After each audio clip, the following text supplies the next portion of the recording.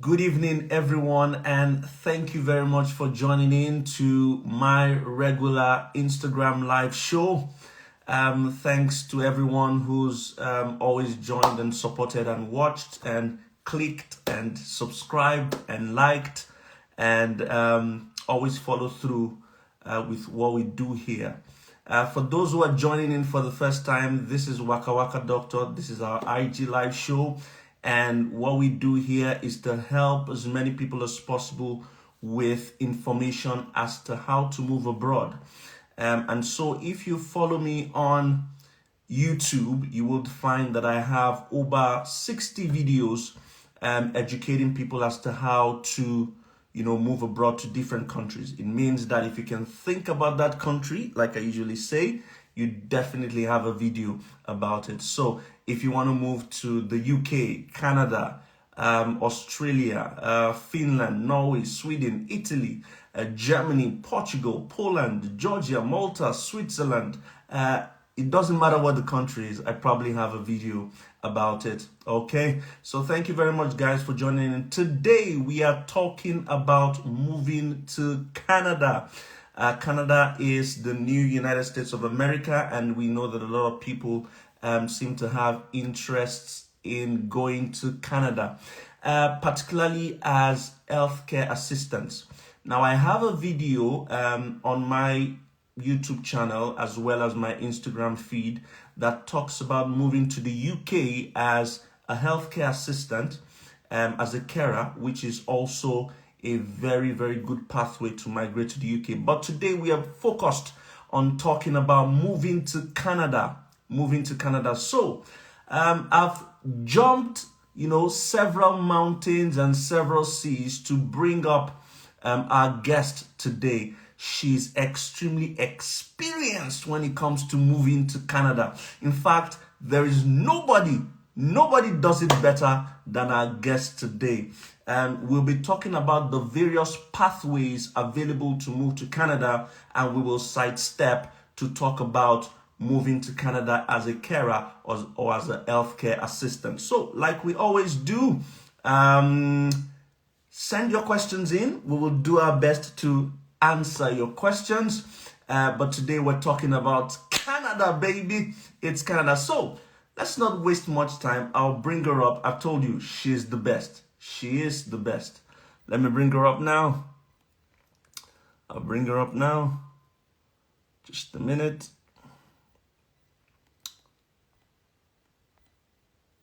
I'll bring her up now. Just a minute.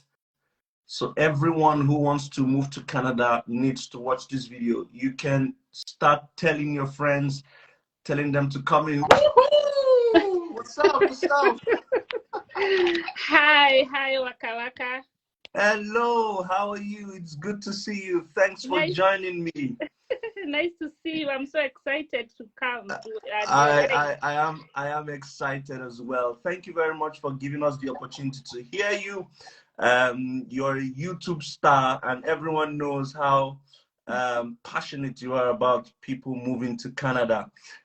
Guys, she's Joyce K. Well, let me not make any introductions. Let me allow you to blow your own trumpet. So tell us a little bit about you.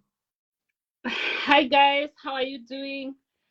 Is my lighting good? Can I adjust? Yes, it's perfect. It's perfect. Okay. Yeah, I'm so excited to finally come on this platform. I've always watched your videos and I've been wondering, how can I hook up? Finally, you're doing an amazing job. You're doing so Thank you well. very much. When you have a heart to help people, I mean, God will always uplift you, and that is exactly what you're doing, and that is why God is surely blessing you. So my name is Joyce. People call me Joyce K Canada. And yeah, that is the name I use on my YouTube channel. My Instagram is Joyce K Canada. Not very active, but Waka Waka is going to teach me how to do, how to work on my Instagram. But yes, we are there. So I live in Canada. I'm originally from Kenya. So I came here like more than 10 years ago as a skilled immigrant. And I've lived in several towns in Canada, Ontario, so I've got quite experience, but As I always say, I'm not a lawyer, I'm not an immigration consultant, but with the experience I have and a lot of research, I can surely advise. That's all we want. That's all we want, to give perfect advice for people who are willing to take that path and come to Canada. So let's dive into the matter. It's good to hear that you've been in Canada for 10 years, so you have a vast array of experience, and that's why we want to tap into it. So let's start. People want to know the different pathways that are available for people to move to Canada. So if you're coming from Nigeria, Kenya, South Africa, Ghana, because we have a lot of people watching this at the moment, what are the different pathways open for people to come into Canada?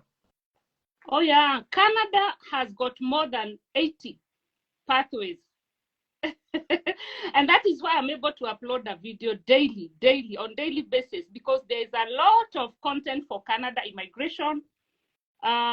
Maybe I can give a brief highlight of the major pathway for coming to Canada. For the skilled immigrants, we have got the express entry, and I know that most of you have heard about express entry. It's like the umbrella of all the other programs. So express entry is where they do your points. Like they check on your age, your education, your years of experience, you do your English or French, then the grade, the mark that you get is also added there. If you're married, your wife or your husband also adds points to you. They look at all those factors. There are 6 factors that they put in, and then they grade you. If you can get 450 points, then you qualify for express entry. But you see, not everybody who can qualify for that, because 450 is a lot. So you realize that most people, if you don't have a degree, most people cannot qualify for that. The people that manage to come under express entry are the people who have a degree. So anybody else who doesn't have a degree, there's another program, the other programs that you come through provincial nominations or rural and northern immigration pilots. So when you come either through provincial or the rulers, what happens is that you have to apply for a job. Once you get that job offer, you send it to the pool for the provincial nominations, and then if they nominate you, they give you 600 points. And so the 600 points, you'll add them to the few marks that you had for express entry, and that way you'll be able to come to Canada as a permanent resident. Coming to Canada as a permanent resident is coming here as a citizen. Me, I always say, when you have that permanent resident, it's like when you're a citizen, because you enjoy all the benefits. Whenever they are saying something about a citizen, they also consider you as a permanent resident. So it's the surest way of coming to Canada. So if not that, you can also come to Canada as an international student. When you come as an international student, the advantage of studying in Canada as an international student compared to other places like the US and the UK is that after you graduate, they give you postgraduate work permit. If you studied here for 1 year, they give you 1 year postgraduate work permit. If you studied here for 2 years, they give you 2 years work permit, 3 years, 2 years, like that. So in this 1 year working experience, it will be considered enough to apply for permanent residency. So if you studied here for 1 year program, they give you postgraduate work permit for 1 year, and that 1 year will make you enter Canada Experience class under express entry. When you enter Canada Experience class, you now qualify for PR. It's as simple as that. So basically that is it. Otherwise, you can also come as a visitor. Canada is the only country at the moment where you can be able to convert your visitor's visa into a work permit and also into a student. I've got so many people that have converted their visitor's visa into students' visas, because as we all know, Canada has got a very huge population of aging people who are retiring, and the country is so huge. Canada is so big. So you realize that they don't have enough, enough workforce. So anybody that comes here as a visitor, you can play around with your status and change it either to a work permit or a student visa. The work permit is available until next year, February 2023. So from there, I don't know whether they are going to make it a permanent program. That is it. Also, Canada is among the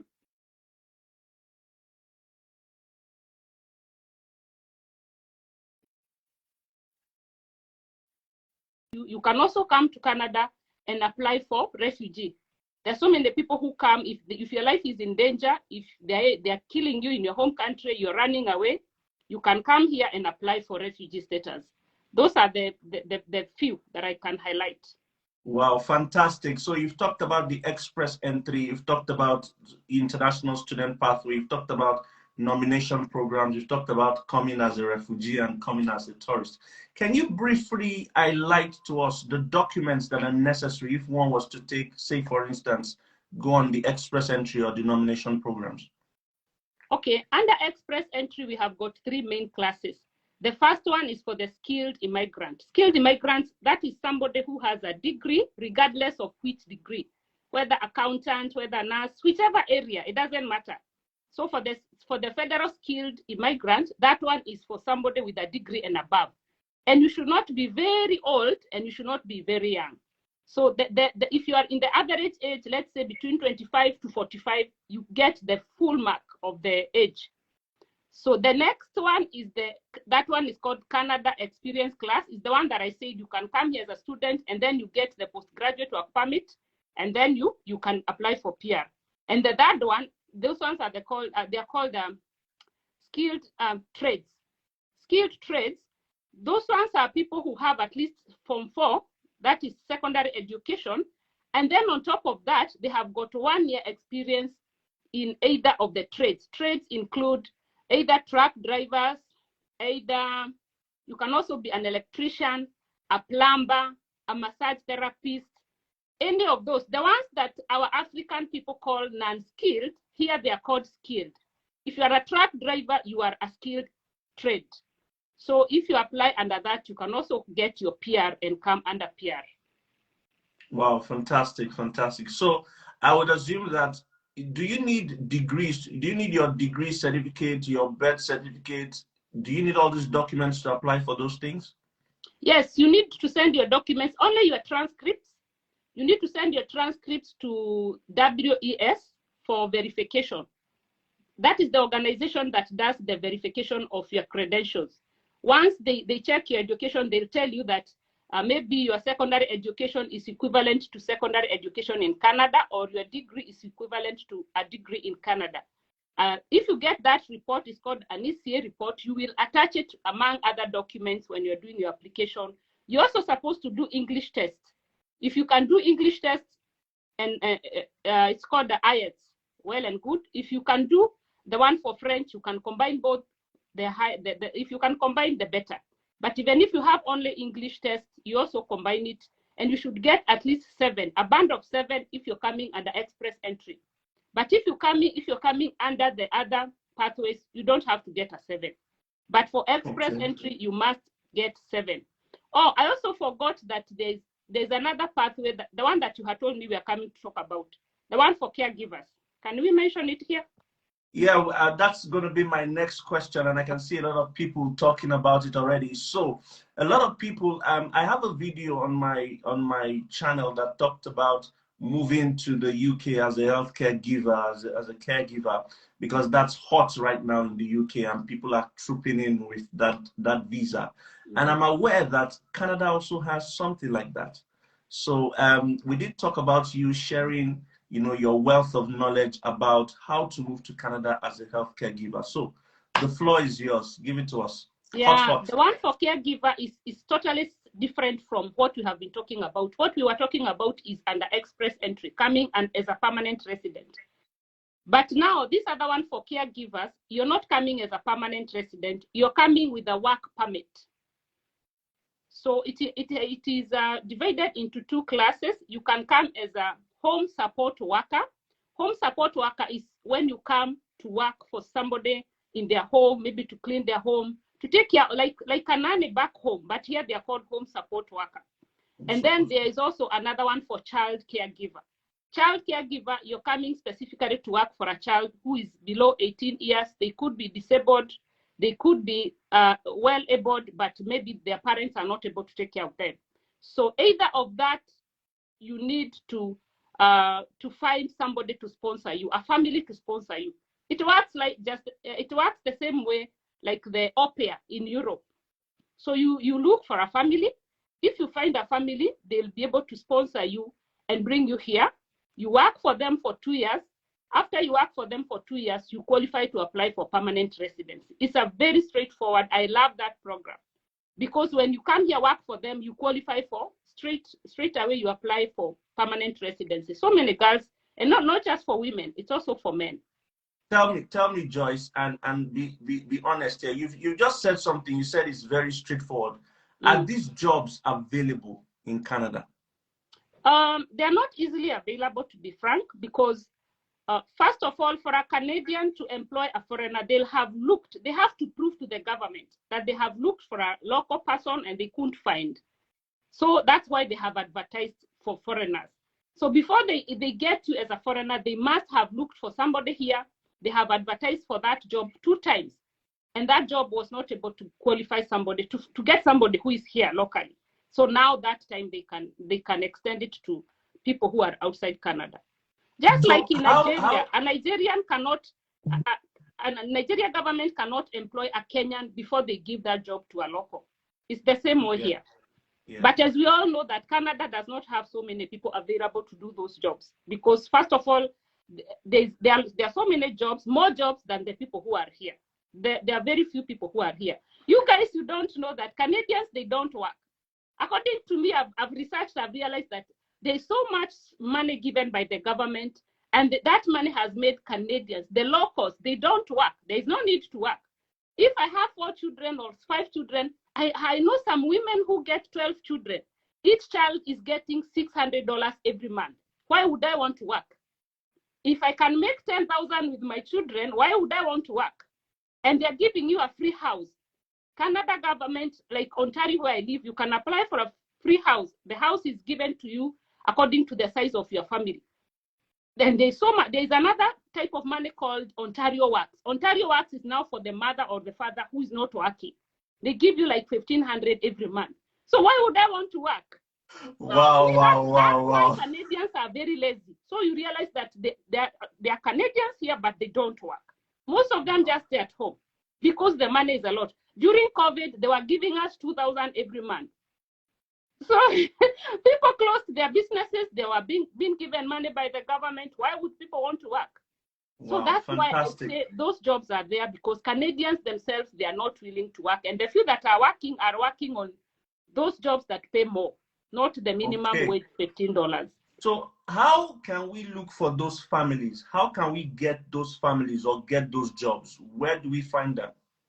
For me, I always advise that people should not look for them from Indeed or LinkedIn because there you can find a lot of scammers. Because people have learned these pathways, so they have gone and hijacked those platforms because, you know, Indeed and LinkedIn, nobody controls who is posting jobs.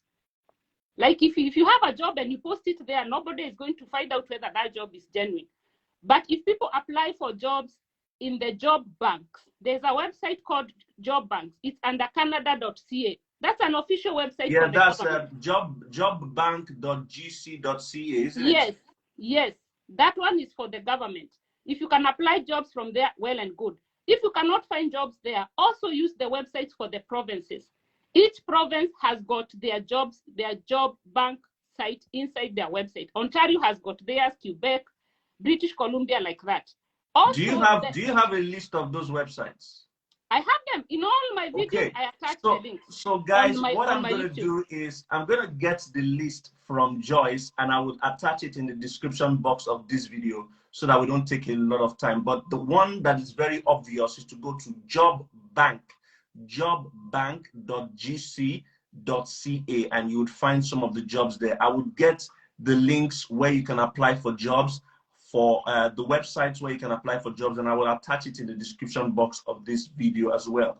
Now, another thing is, so that's for home carers, child carers. You made mention during our chats about nursing aides, which I know we refer down here as healthcare assistants working in the hospital. How is that possible? How can we move and get sponsorship? That is also another program. Those ones are called personal support workers. Personal support workers, okay. Personal support workers. In the US, they are called CNA. Yeah. And in the UK, they are called carers, caregivers. Yeah, carers and healthcare assistants, yes. Yes, so and even in Canada, personal support workers is only for Ontario. So each province has got their own name. So when you're searching for those jobs in Quebec, it will be different name from Ontario where I live. I live in Ontario. So Ontario, they call them personal support worker. Okay. And those jobs are on demand right now because during COVID, those jobs proved to be on high demand compared to even nurses, because caregivers are more in demand than even the nurses. They do more work than the nurses. Actually, even the refugees that were here during COVID, they were all given a pathway to do a course for 6 months for free, and then to apply for permanent residency as a caregiver. So most of them, they withdrew the application for refugee, and they applied as, the ones that were here in Canada, they applied a pathway for PR under PSW. So majority of them are no longer refugees, and they can always go back to their home countries because now their status has changed to permanent resident, not under refugee. So for somebody who is outside Canada, they can apply. What the requirements, first of all, they need to have studied for 1 year. The healthcare course should be not less than 1 year. Okay, so you can do any healthcare course online or anywhere for yes. 1 year. It has to be 1 year. It doesn't have. It should not be any, because the institution has to be recognized by WES. Okay. Okay. So you have to look for an institution that is authentic. Okay. Then if you have got 1 year studies and then 1 year experience, you can apply.